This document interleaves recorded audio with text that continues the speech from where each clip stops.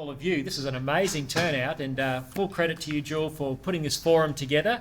I think we need more civil society forums like this to encourage political debate. Too many of us Aussies have been apathetic for too long, and we're losing our country as a result. And retaking it starts by getting active and by getting engaged in the political process. So thank you, Jewel, again for the chance to be here. It's great to be here with my friend Chris Green from the Green Shirts, and love what he and Martin Bella are doing. I had a previous life as a rural journalist. So I still wear the R.M. Williams, and I have a great affinity for the bush, and of course my relatives are all around the Mergen area. It's great to have Janet Wishart here with us, the next member for Mansfield. Yeah. And I hope you all get behind her campaign. We desperately need to see Janet and others of her calibre in the Queensland Parliament. It's great to be able to be political after being 10 years in a non-party partisan organisation. Well, I'm here tonight at Jewel's invitation to talk about the new book that I've written, well, the only book that I've written. It's called I Kid You Not, Notes from 20 Years in the Trenches of the Culture Wars. And the second last time I was here, thank you. Oh, thank you. Am I doing this myself, am I? Yeah, great. Excellent. This is where you know that you're trusted when they give you the keys to the kingdom. Let's see, does it work? Yep, it works. Great. That's fantastic. I think that the second last time I was here was during the federal election campaign, and there was a Senate forum that night. Who was here that night? Quite a few of you. Good on you. And that was a great forum. I love things like that because, again, not enough people get out and hear what the people who they're voting for have to say. And there was a lot of candidates and some people who got elected. But that election didn't go particularly well for me or for Corey Bernardi's Australian Conservatives. And so I had some time on my hands over the last 12 months or so. So I thought, well, what do you do as a washed-up lobbyist and failed candidate? So I sat in the cafes of West End where I lived and just started tapping this out on my laptop. And it was a very cathartic experience. There are stories in this book that I've wanted to tell literally for 20 years, and some of it goes back to my time at Toowoomba City Council. I was an elected councillor there for 6.5 years. In fact, I knew Janet's dad very well. He was one of the senior executives, in fact, the deputy chief executive. Great man. He's not actually mentioned in the book, Janet. He'll probably be relieved. I only named the bad guys in this book. And Graham was definitely one of the good guys, so great man. But I wrote this book, I guess, out of a sense of deep concern. I wanted people to know some of the things that I'd seen going on in politics over the last 20 years, because by any objective measure, I think all of us would say that we've seen our society go backwards in terms of morals, virtues, the things that make for civil society. And the manifestation of this is these crazy protesters out there pulling down statues and all these contrived grievances and lawlessness that's going on. And cultural Marxism is now out in the open as a political force that people are actually advocating for. When I was at university, it was an interesting intellectual exercise to study Marxism as we did in our journalism degrees, but now people are actually saying let's have Marxism. And so we're seeing crazy stuff going on. And I guess I've seen this on a progression over 20 years, from my times at Toowoomba City Council through to now. Now, before I get into just a little bit of a summary of the book, a great friend and mentor of mine and former boss, Jim Wallace, former head of Australia's SAS, commander of Australia's Mechanised Brigade, great Australian, the man who really got Australian Christian lobby up and going, a military strategist. He very kindly wrote the foreword for this book, and if you don't read anything else in the book, read Jim's foreword. It's the most coherent piece of writing in the whole tome. But he starts with a quote that we used a lot during my 10 years at ACL, and it's from a Roman Catholic cardinal by the name of Francis George. And I don't know if you can read that behind me, but I'll read it out. He says, "I expect to die in my bed. My successor will die in prison, and his successor will die a martyr in the public square. His successor will pick up the shards of a ruined society and slowly help rebuild civilization, as the church has done so often in human history." And that's a very sobering quote, as I find myself now in front of the Queensland Human Rights Commission for a blog post I wrote in January about why drag queens are not for kids. You can see very much that this quote is bearing out in reality. This is not the future, this is now. And I'm not the only one from the conservative world who's been dragged before these kangaroo courts where activists are using very flawed laws to try and stymie freedom of speech. Where is all this going to end? And I do think that it's going to be a generation or two down the track that will pick up the shards and start to rebuild. But before we do that, many people doubt that we are actually in a culture war at the moment. Many of my Christian friends say to me, Lyle, why are you using such military metaphors all the time? You know, Christianity's peace and kumbaya. Well, here's some evidence that we are in a war. In December 2016, my office was bombed by a political activist, a same-sex marriage political activist. At the time, the police said there was no political, religious or ideological motivation for this attack on our office. $100,000 worth of damage was done to our building in Canberra. It was an attempted suicide bombing. It wasn't committed by a Muslim terrorist. It was committed by a same-sex marriage activist. And that was a very traumatic time for myself and my staff. And what was even more traumatic was the Australian Federal Police saying to the nation, nothing to see here. No one believed that. People would stop me in the street and say, that is just ridiculous, and made no sense. So I start the book writing about that incident and tell a bit of the backstory for that. And I think you'll find if you get the book tonight, it is a bit of a hook, people have told me, and it gets them into it. A good friend of mine, Stuart McFarlane, well, he became a good friend. He was so moved by the bombing. He is a very well-known Australian artist. He's entered his portraits in the Archibald Prize, hasn't won, but he's entered at that level, and you have to be good to get into that. So he heard about the bombing and rang me up and said, I want to paint your portrait. And I said, okay, well, you know, you'll have to come to Canberra. So he came to Canberra, so he was serious. And then I went down to his house at Maslin Beach in South Australia, and he finished it. He tried to enter that portrait in the Archibald Prize. Guess what? They wouldn't accept it. They wouldn't accept it. He since told me that he tried to enter that in several art prizes. Now, this is one of Australia's, well-regarded artists. Has anyone heard of Stuart McFarlane? A couple of people. If you follow art, creative realistic narrative, I think that's the genre. But no art prize would accept that as an entry. Stuart's been cancelled because he painted something controversial. Of course, there was a big media issue with all that, and had everyone from the Prime Minister and the former Prime Minister on the phone showing sympathy. It was quite a dramatic time. So that was the bombing. Then I get into my time at Toowoomba City Council, and I was 30 years old when I got elected. I wasn't particularly looking for to be a morals crusader necessarily, although I was always going to stand up for good values and virtues. But as I was campaigning in my first election, the then Labor government under Peter Beattie, remember him, anyone? Yeah. A few people here. He had a bill before the Queensland Parliament called the Prostitution Bill 2000, and its effect was, or its intent was, to legalise brothels for the first time in Queensland.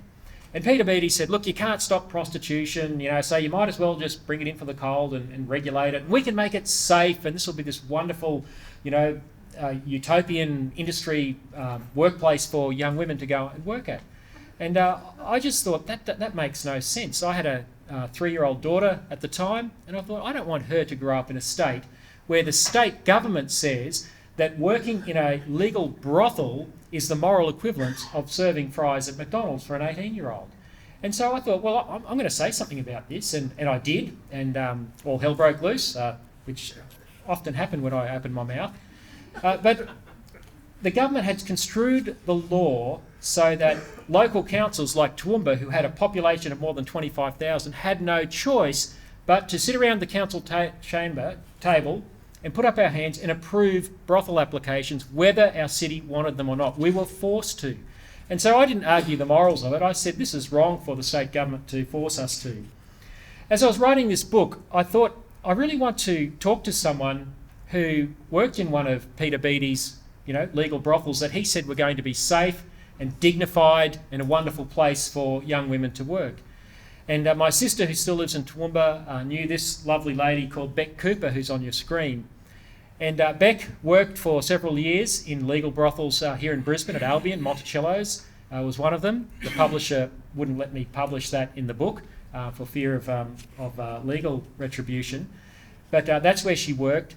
And she said, I went up to Toowoomba, I drove up to Toowoomba last year, and I sat with her at a coffee shop and got her to tell me her story. I wanted to see whether what Peter Beattie said was true or not. And her life was horrendous working in the sex trade. And this was just one little quote. She said, the girls wouldn't even have time to have showers in between because management would be buzzing saying the next one was in. She said the waiting room at Monticello's on a Saturday night was full of drunk men. It was just an awful environment, and this is how these women were supposed to work in what was supposed to be a safe and lovely environment that our politicians were going to provide for them. You can see why I've been a bear with a sore head and why it's so frustrating when you raise these issues. And I've got hold of reports from the UK Home Office, the Swedish model. The Swedes had gone away from this model and they were actually criminalising men for buying women. And I put all this evidence before our council and it was completely ignored. And of course I put it before the state government and was also completely ignored. Moving on in the book, I've got a bit of a sex theme early on. My mother-in-law said it was a bit edgy. I don't know whether she read it all. But the next chapter is about the whole pornography issue, and that's a massive issue in our society. It's a big challenge for every man who lives in this society, and for many women, and it's destroying relationships and just having a devastating effect on our children. The age of first exposure to pornography now is lower than 10 for boys, and sexting and the iPhone world has just gone nuts, and it's destroying the ability of kids to have any meaningful relationships. But these two gentlemen, gentleman's the wrong word, there's Hugh Hefner and Harvey Weinstein. The week that, Hugh Hefner died 1 week, about 2 years ago, and then the very next week, Harvey Weinstein was exposed for his preying on young actresses. Remember that? So 1 week, Hef dies, and everyone, Hugh Hefner found Playboy Mansion, the guy in the pyjamas with the bunny girls, and what a fine fellow Hef was the media narrative that week. The next week was Harvey Weinstein exposed and how evil and but I just thought to myself, we as a society have gone nuts. We're lauding Hef 1 week and then condemning Harvey the next. Can't anyone join the dots? Harvey was just living out Hef's dream that he had been telling the West to live out since the 1950s when he founded the Playboy Mansion. And so what I did in this chapter was expose that irony and then summarised a piece of research which my research officer at ACL, Dr. Elizabeth Taylor, a PhD from Cambridge, she wrote a brilliant paper on pornography as a public health issue, and not enough people have seen it, so I've summarised that as a chapter in the book.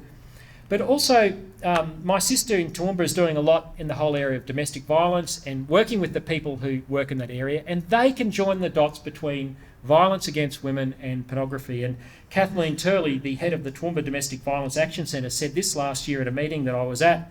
She said, if our society is going to form a comprehensive response to domestic violence, it is vital that we begin to acknowledge the role that pornography plays in domestic and family violence. That's from someone working on the front line. Yet we have politicians on both sides of politics who will defend the pornography industry in this country, and they won't talk about it. That brings me to another issue in my Toowoomba days, and that was the big debate over recycled sewage water and whether we should purify our sewage water. Anyone remember that going on up the range?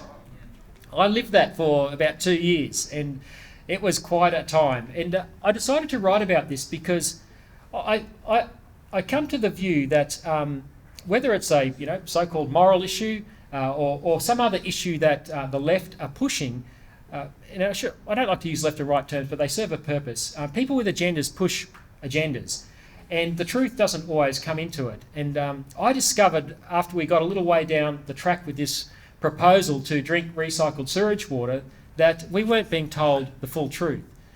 We were told this was done all over the world. We were told the technology was used in lots of different countries. I started doing some research and found that there was nowhere in the world that was doing this. And to this day, there's still no city that I'm aware of that takes water from its sewage plant, puts it through a reverse osmosis, ultraviolet filtration, and then deposits that water into an impoundment. I'm not aware of anyone in the world who does that to this day. Yet we were told this is done everywhere, not controversial. Climate change means it's not going to rain again, so you need to do this. But I was thinking, hang on, Brisbane's water supply crisis is far worse than Toowoomba's. The Gold Coast, the Sunshine Coast was. Peter Beattie said, this is the Armageddon solution. It's not government policy to place recycled water in dams. That's what he said at the height of our debate. And I'm sitting up there on the hill thinking, well, hang on, we're being told this is the only option we have. Brisbane's in a worse situation with Wivenhoe dam levels even lower and a bigger population to serve. And yet we're being told this is the only option that we have and we have no other choice. That's where I first met Malcolm Turnbull. He was the fledgling water minister at the time, ambitious, a man in a hurry under John Howard.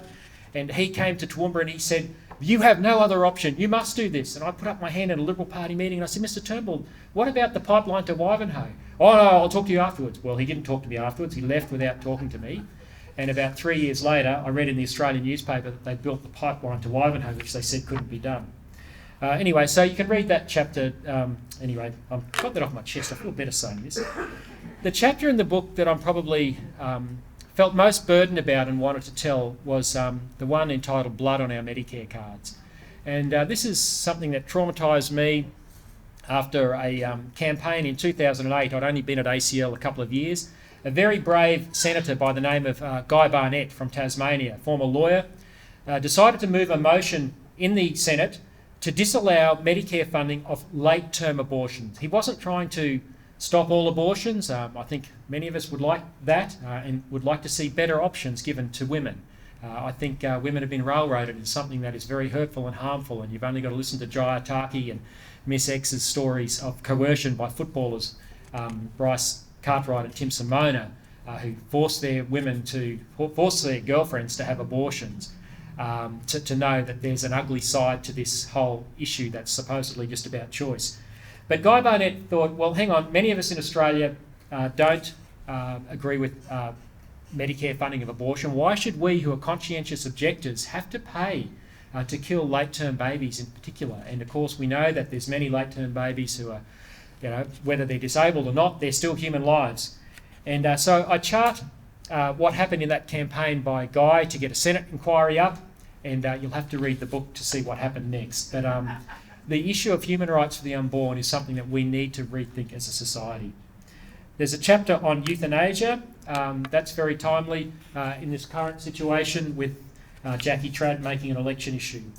I get into the marriage issues. I was only going to write one chapter on the marriage campaign that I was involved in, but it ended up 3, and of course I wrote a chapter on the whole safe schools thing. But remember, in the marriage debate, we were told over and over again, this has got nothing to do with anything but the love of two people. And I said, well, look, if you redefine marriage, the activists I know want to redefine gender and teach our children that their gender is fluid. No, that's red herrings, that's furphies.